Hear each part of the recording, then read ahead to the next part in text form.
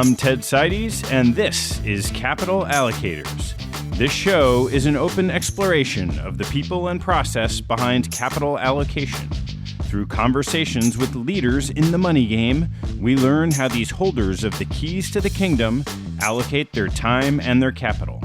You can keep up to date by visiting capitalallocatorsPodcast.com.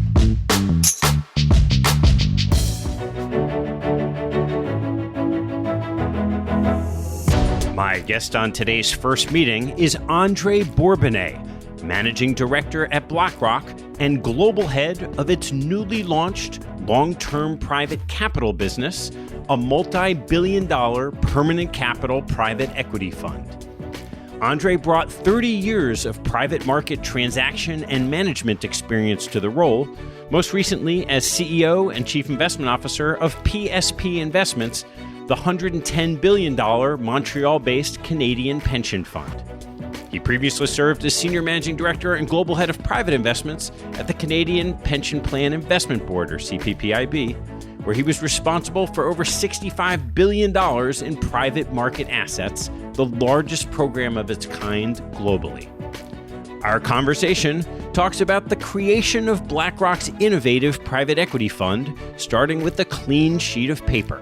We discuss the traditional private equity playbook, the changes in financial structure, business strategy, and return drivers that can occur with permanent capital, the structure of the fund, deal origination, a new ownership playbook, the re-underwriting process, sell decisions, portfolio construction, and managing a team whose careers will be shorter than the duration of the fund. This podcast is for informational purposes only and should not be relied upon as a basis for investment decisions. All opinions expressed by guests on the show are solely their own opinion and do not necessarily reflect those of their firm. Manager's appearance on the show does not constitute an endorsement or investment recommendation by TED or Capital Allocators. Before we get going, I have the distinct pleasure of offering you a rare opportunity to join the one percenters. Actually, the top half of the one percenters. You see, just about 0.5% of regular show listeners have offered up their feedback with a review and rating on iTunes. If you enjoy the show, please take a moment and seize the opportunity to join the one percenters by hopping on iTunes, rating the show, and writing a brief review. It'll help other people find the show, and I thank you for it. Please enjoy my first meeting with André Bourbonnais of BlackRock. André, great to see you again. See you, Ted. Thanks for having me. Well, it's got a really, really fun story to tell, but why don't we start with how you got here in the first place and just maybe start at the beginning of your career and the evolution of it. Yeah, well, don't hold that against me. I was trained as a lawyer, and to be honest with you, I hated every minute of it, but I had a great mentor in the firm, and including people that taught me that it was really important to understand what our clients were doing to help them from a legal point of view. And I became fascinated with businesses and how they made money and how they perform, and quickly switched first to consulting and then started a career in telecom. And when we sold our business in 2000, I was fortunate enough to be invited by a friend of mine who was the CFO of the business, the telecom business I was working on, to be part of the private equity group at CDPQ. And really there I developed my love for investment. Then my career was mostly on the investor side in Canada for a large pension plan, and first at CPPIB, and then recently I was the president and CEO, CIO at PSP Investment, which is the pension plan manager for the federal employee pension plan. And did the work you do span investing in direct deals and external managers? Yeah, so it started at CDPQ in a fairly narrow field. I was responsible for starting their financial institution private equity business, and we were doing both direct deals and fund.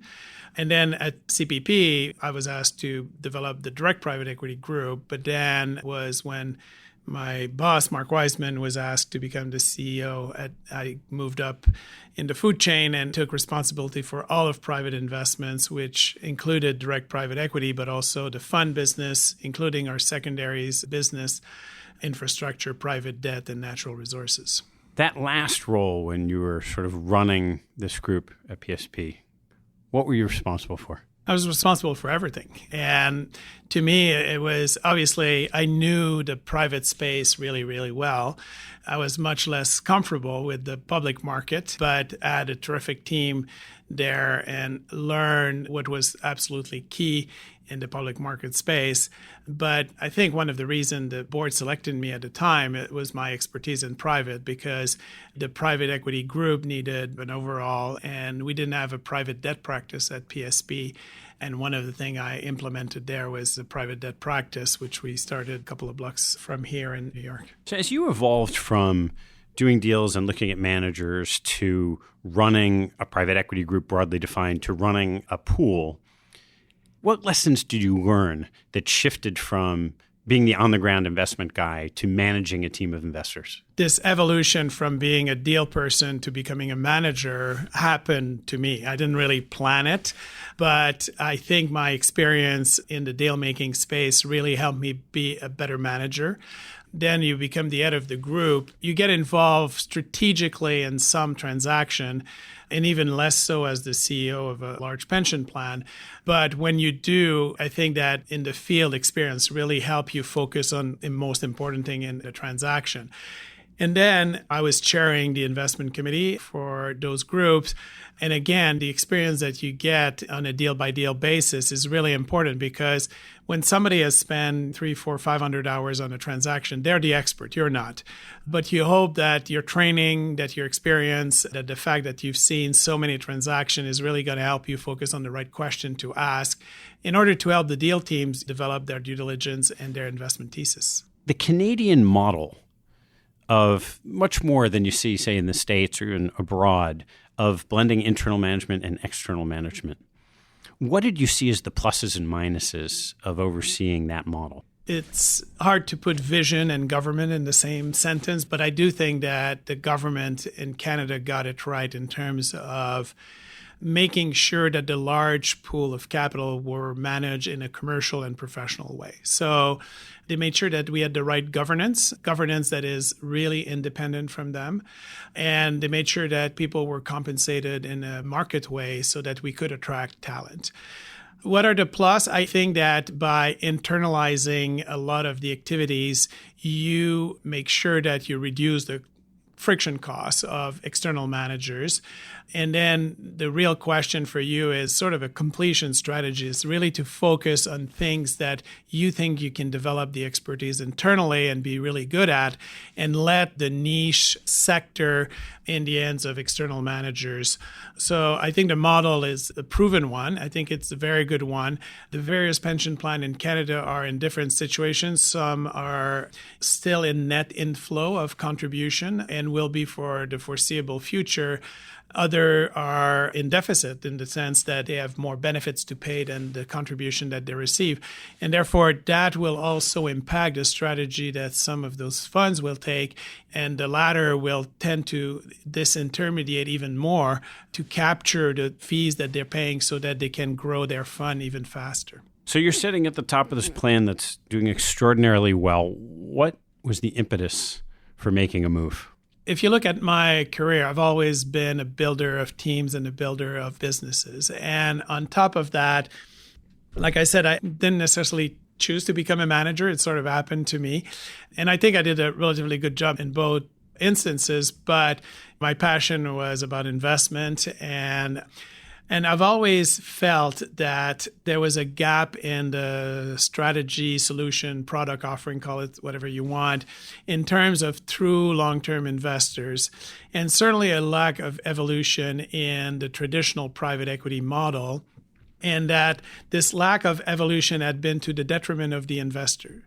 So I'd been trying to build more long-term strategy within our pension plan, but those plans are long cash and short human capital. So it was difficult to get the origination capabilities that we needed, and probably more importantly, the value creation and asset management capability that we needed to really make a long-term strategy fruitful and impactful for the business.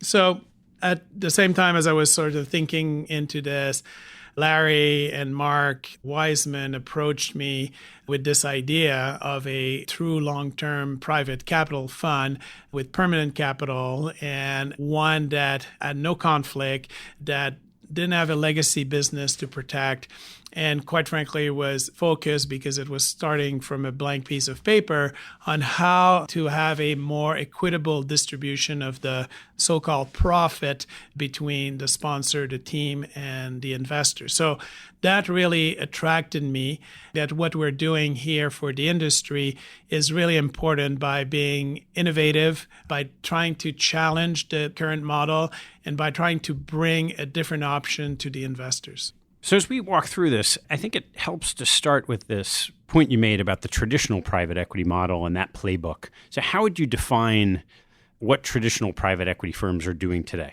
A lot of private equity firms have a very short-term approach to value creation in companies, and it's a model that has worked really, really well for them.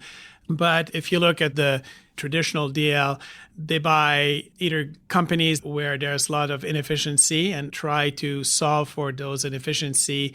They have a very aggressive plan within the first 2 years of ownership to transform those companies. They also use leverage to a point where, not in an environment like this where money is almost free and things are going up, but everybody remember 2008, and we all remember how those capital structure put a lot of those companies in jeopardy, quite frankly. So to the extent that the model work in an environment where there's growth and you can effect those changes within the first few years of ownership and then prepare the company for a sale in the next couple more years, you have a fairly short time frame to execute, and the economic environment and the timing plays a significant role in the success or not success of a particular fund vintage. And they're very deal focused. What we're trying to do here is really to be more company focused and look at buying good companies and making them better and making them great. As my partner Colm Lanigan says, cost reduction is not really a strategy. So we are extremely focused on growth. And there's some of the firm out there that are also focused on growth, but we want to be focused on growth for longer term and really be in a position where we don't have to sell a company for external factor like realizing carry or having to raise another fund and show realization. We want to make the decision based on our initial investment thesis. We will re-underwrite it on a regular basis and make sure it still holds, that there's no disruption in the market, that there's still the right management team, that we're still the right owner for the company. But we really want to make sure that we make the decision of keeping or selling the company based on idiosyncratic reason of the company itself and not external factor. And I think that that's one of the great changes that we're bringing, is really to make sure that the decisions are made in the best interest of our investor to keep or sell a company and not for other reasons. So in that sale, have you seen over the course of your career private equity firms shortening their horizon of ownership? Well, I've seen it several times. And sometimes it was part of the thesis, but sometimes I've seen very, very good companies being sold way too early. Again, because a fund was at a time where they needed to go fundraising again and they needed to show realization, or because they had a good run and they wanted to crystallize carry. And one of evidence of that behavior is that you look at some companies, and there's a statistic that says that since 2000, there's 500 companies that have been owned consecutively by 3 or more private equity funds, which means that those companies would continue to do really well in the private domain, have been owned now for 12, 15, 17 years under a private umbrella. But it's just that those transactions create so much cost friction that if we were able to own that company for 17 years straight, you would have a significant impact, certainly on the multiple of capital that you can generate and possibly on the IRR. So as you turn to this different model of approaching the private equity market, how do you start with creating a structure that's conducive to, as you said, longer-term ownership of businesses? So we innovated in several ways. And I think the overarching principle of innovation in this is that we didn't try to design this product in isolation and write a PPM and send it to investor and say, hey, this is what you should invest in. The firm approach some of their best clients, some of the clients who have the largest private equity practice, and say, listen, we have this idea. Here's sort of a straw man. Help us in partnership to build something that you would invest in. And I think that that is really, really different in a world that is more used to divide and conquer. Having been a big LP in several of the traditional private equity fund, I think I can recognize that this was a very novel approach. And then we looked at the things that those investors have told us, and one of the things was the permanent nature of the capital. And again, being able to make decision of keeping or selling company, not based on having to raise a future fund, but really having a structure that allow us to make that decision based on the company itself. Then the fee structure, and the fee structure in private equity hasn't really evolved. Everybody talks about the 2 and 20. Now it's not 2 anymore. But initially, when you look at the management fee was there to cover the operating costs of the management company. And as the fund grew 10, 20, 40 times, the fees charged were not reduced by the same factor. And that structure is really conducive for the manager to increase the size of the fund, because the benefit of an increased fund goes to the manager and not to the investor. We had a very different approach. We went back to the roots of private equity, where management fee was really designed to cover the operating costs. And now we have a fixed budget approach. And that has a significant impact, because first, we ask our investor to approve the budget. But second, any increase in the size of the fund will inure to the relative benefit in terms of basis point to the investor, because the cost is not going to grow at the same pace as the fund itself. So we think that there's innovation also on that front. Then the compounding effect, and the fact that we can recycle capital, that the cash flow from our investee company can be used to continue to grow them, to grow other companies in the portfolio, or ultimately to buy new companies without making any capital calls to the investor, is really innovative. And finally, all this efficiency really allows us to underwrite higher conviction base case, because we've been able to reduce significantly with the cost efficiency this gross to net spread. So underwrite base case that are higher conviction with less risk, less volatility, and yet deliver the same kind of net return that other private equity firms deliver. Well, let's start breaking down the investment activity. So you have this structure, has longer duration capital, more flexibility in what you can do with the companies, and an aligned fee structure. Where do you start looking for the types of companies that you can attract, particularly those that someone with a traditional private equity structure might be less advantaged structurally? So I will tell you where we're not looking first. We're not looking in big auction where people want to maximize the value of their business. And it's a totally legitimate activity. And there's a lot of those auctions where several people will come in and bid. So that really is not of interest to us. So what we're looking are people that have a significant influence as to who their partner is going to be for the continued growth of the company. And where we found success so far are in companies that are founder-led, that have been owned by private equity, and private equity has done an amazing job in this first round at professionalizing the business, at helping them grow, have processes in place, determine their strategy. But now the private equity firm wants some liquidity. The founder doesn't want to get into a situation where they're going to be levered 6+ times.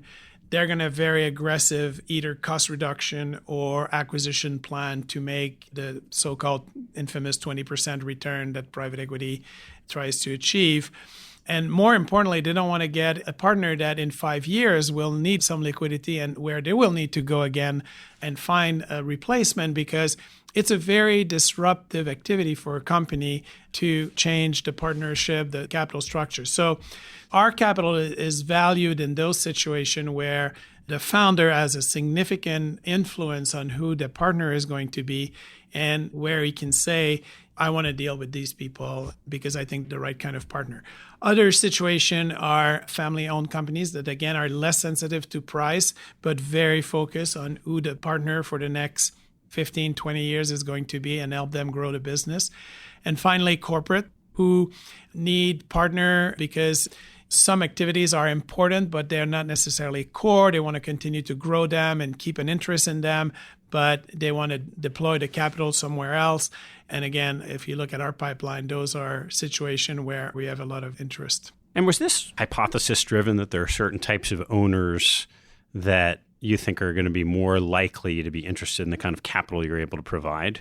Or did you just go out into the market and find that these are the people that are gravitating towards you? No, we knew that we would not be the right party to participate in auction. And we also knew as a working assumption that people needed to value more than just the money, and they needed to value the type of capital that we were bringing, the experience of the team, the sponsorship of BlackRock. I have confidence that we were the right kind of partner for the next stage in the development of the company. That being said, I think that we've refined that thinking with real life experience in the discussion that we're having right now in our pipeline. And as you go out, when I think of other people who have similar type of duration capital, right? You think of Berkshire Hathaway and Warren Buffett. You could think of places like your former employers that do this directly. How do you go out and find the businesses that might be attractive? There's several ways of doing this. First of all, I have a team where the principal have collectively more than 100 years of experience. Between Cole Lanigan and myself, we've managed huge pool of capital and been big fund investors and therefore followed 4,000, 5,000, 6,000 underlying companies in those funds. So we know the market pretty well and the situation I just described to you. So first, the team experience and the team relationship is important in origination. The other element is we've become a new client for the street. So we've got a parade of investment bankers that are coming here. But to their credit, the investment banking community is really starting to think of this long-term capital as a different asset class. Some are better than others at it and have like now dedicated team to finding opportunities in that space. So intermediaries is obviously one source of transaction. But I think the big differentiating factor is the BlackRock network. And all of my colleagues now understand what our business is. And they, in their day-to-day activity, they will think of LTPC as a potential acquirer or a potential solution for some of their businesses. We have our active equity business that can provide a number of leads. Our family office business, I think, is going to be tremendous. And we're building relationship. My partner, Doug Scadam, is really building the relationship with that group. And finally, the senior management team of this organization is meeting with hundreds of CEO and high-ranking executive, and in a sort of push-pull where they know what we're doing and they also hear things from these people can bring us ideas. So I think that the BlackRock ecosystem is going to be a tremendous generator of ideas for us. Once you're sitting down with a company, you've done your due diligence, you're interested in trying to buy the company, no matter what, it's still a competitive market. What are the key points of what you try to drive home that's different about your proposition? So you're right. I think that true proprietary transactions are very rare. They exist, but they're very rare. I'd say that, first of all, it has to come from, like I said, the owner or the manager of the company that sees true value in long-term capital and want to remain involved for the foreseeable future in the growth of the company. But where I think we're making a difference is that, first of all, we don't need put call liquidity event negotiated in advance. We will have either control or shared control of the entities that we're buying and have mechanism where we don't need to sell and we need to determine with our partner when is the best time, if ever, to sell the company. So and that relieves a lot of the manager of the pressure of the short-term performance. The other part is that we can bring a geographical footprint and relationship with governments, corporate regulator throughout the world that no other people can bring. And finally, the last thing I think is that if you look at the spectrum of value creation, the management team that we're supporting is key in our investment decision. We don't want to tell them how to run their business. We already know that we're buying good businesses. But here are the value creation aspect that we can bring to you. And I think that that's very attractive to a lot of managers. So you've locked up this deal and now you own the company. And there's a couple of levers you think about: the balance sheet and the financial structure of the business, and then operating the business. What's your game plan? We're financiers, so we have models and we have a base case, a 5-year base case, and a 10-year base case. But I think the most important thing, other than the regular value creation ideas that we bring in and the implementation of those, is really to re-underwrite our thesis on a regular basis to make sure that we continue to be the right owner, that we're providing the right input and the right value add to the company, that we still have the right management team, that there's no disruption in the market, that there's no external factor that would make us reconsider our original thesis. So I think that this re-underwrite, and if I can use an example, I mentioned to you earlier companies that are being sold from one private equity fund to another. There is some value on a punctual basis, on a timely basis, to relook at the company and make sure that that change of ownership brings that naturally. What we're saying is that we can do the same thing either with a different deal team, with different operating partners, with different consultant on a regular basis, and achieve the same result without all the cost friction of selling the company 3 or 4 times. And how about on the balance sheet? The way we're thinking about leverage, so first of all, our economic efficiency and our model allows us to put much less leverage than traditional PE puts on company. I would say that the way we're thinking about leverage is really as a function of growth of the company. And I always give the example of a company I know well, which is a Montreal-based company. It's a public company and they've been moderately levered, but at various points in their corporate life, they found really transformational acquisition. And then at that particular time, they levered up their balance sheet to execute on the transaction, benefited from the economy of scale, delevered the company, and then at another time find another company that was also a transformation. So that's how we're thinking. We're not going to use leverage to max it out and dividend recap because that's really doesn't work in our model. We're going to use leverage in a moderate way, but we will be able to use it and increase the leverage on a timely basis, but really in an effort to continue to grow the company through transformational acquisitions. In this period of ownership, you mentioned 2 things that are tricky. So one is that you can recycle your capital. So it doesn't mean that you're going to buy something and own it forever. And the other is this sort of swapping of deal teams. And I'm wondering from the management team's perspective, on the one hand, you're not necessarily saying you're a permanent owner, but then every couple of years you've got another team and that team might scrutinize you in a different way. How does that work? So on the recycling of capital, just to make sure, the primary cash flow from one company will be dedicated to continue to grow that company. So we will only use the extra cash flow to either continue to grow other companies or to buy new ones. So the primary target of the cash flow will be the growth of the company producing them.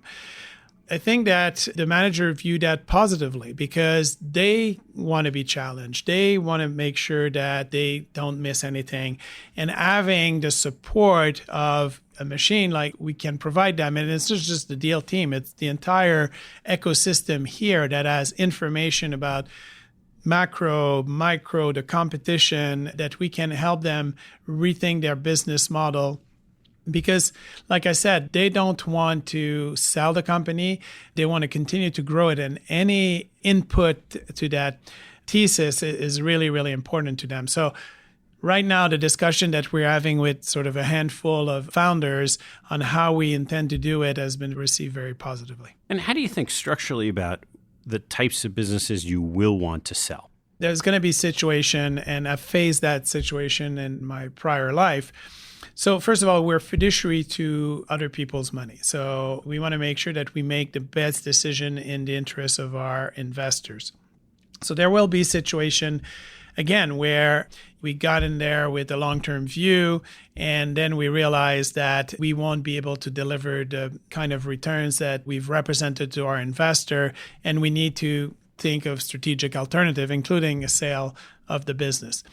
There will be other situations where, even if we're in for the long term, we will, in an unsolicited fashion, received offer from third party that we will need to consider. And in some cases, those offers will be so good and so hard to replicate in terms of long-term growth of the company that selling it at that time will be the right decision. And in other circumstances, we will be victim of our success. One company may become so big in the portfolio that for risk management and portfolio construction reason, we will want to downsize the way our ownership in the company, and certainly a partial sale will be considered. Should we take a step back in just the private equity environment right now? The one thing we all hear is prices are really high. How do you invest in that landscape? So I've been thinking that prices are very high since probably 2011. And if I had stayed on the sideline, I would have missed great opportunity. I think we are a very long-term fund. Our goal is not to try to time the market. Our goal is to invest the money, and we don't have a finite investment period, which is probably better than traditional private equity. And therefore, our working assumption is over the next 4 to 6 years, we'll deploy the capital, but we don't have to. And without trying to time the market, we'll be first very, very, very disciplined in this current environment. But second, we will also not deploy it very quickly and make sure that it's spread over a number of years to avoid the traditional vintage issues. Push back on that a little bit. I mean, there is a degree of market timing that you have no choice, right? If we're in a low double-digit EBITDA multiple environment, but 10 or 15 years ago, it was a high single-digit, it's like a 50% difference in price. So you're either going to play or you're not. How do you decide on the margin this price is good enough, or we should wait because sometime in the future we think price is going to be significantly lower? Ted, you're right, except that not having the pressure to sell at a specific time is really helping us.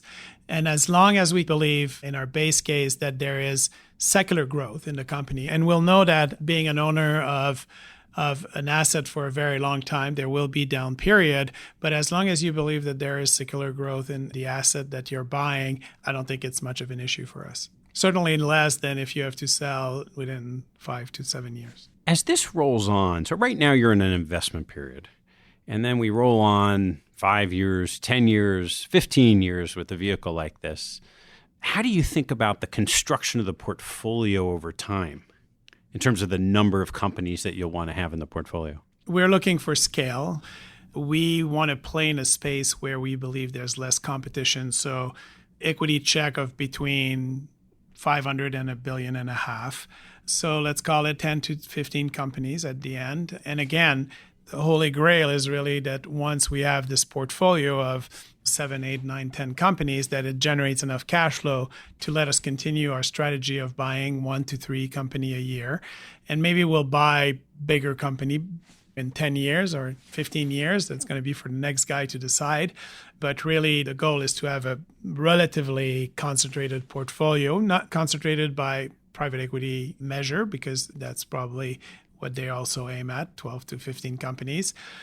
It's going to be diversified in terms of sector. If you look at the traditional private equity sector, that's where we're going to play: industrial, FIG, healthcare, technology, business services, and consumer goods, with probably a skew on technology and healthcare, because historically those are the sector that have provided the best returns. And certainly you can think of technology as being one of the key in the future. So how have you thought about it from your perspective? Because I hate to tell you, but I don't know that you and I have permanent lives. Yeah. So a lot of times people invest in a fund and they try to think about how motivated are the principals, how long are they going to be around? But clearly this pool can be around for a lot longer than you will be.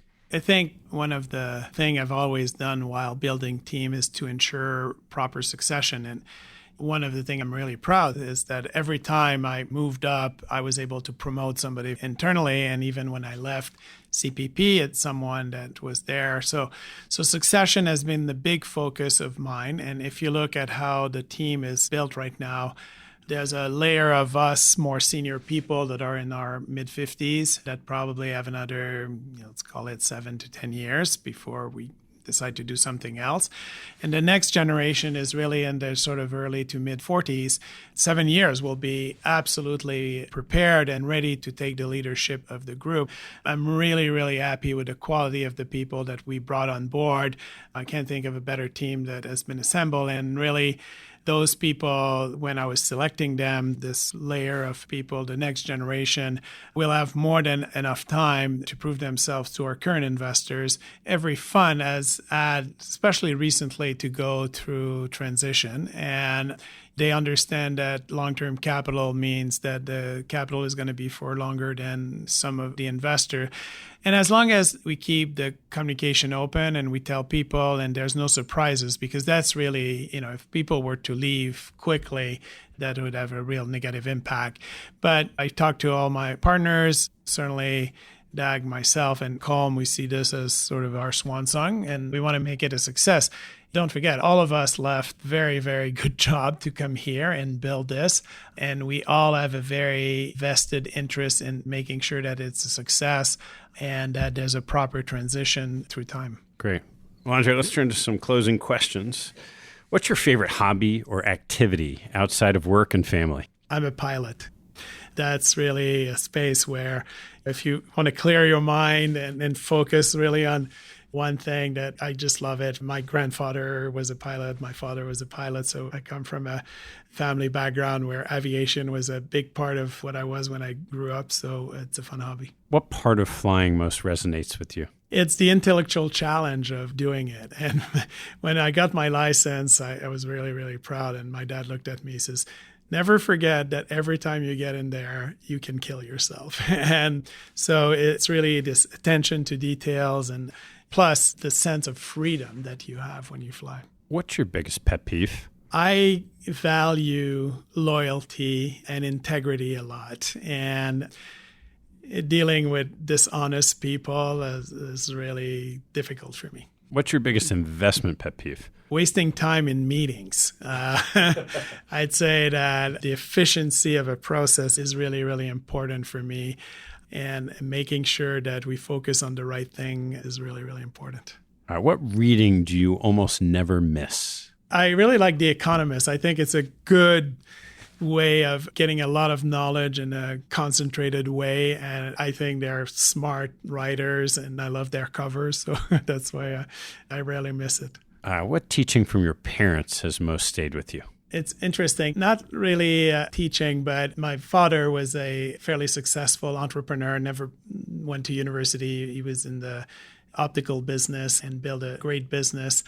And what I wanted to do was to be successful at something else than he was. So he was a pretty tough guy.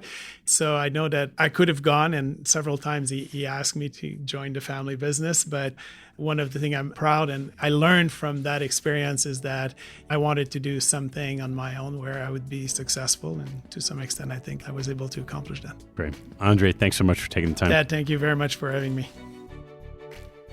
Before we take off, please heed this important disclosure from the folks at BlackRock.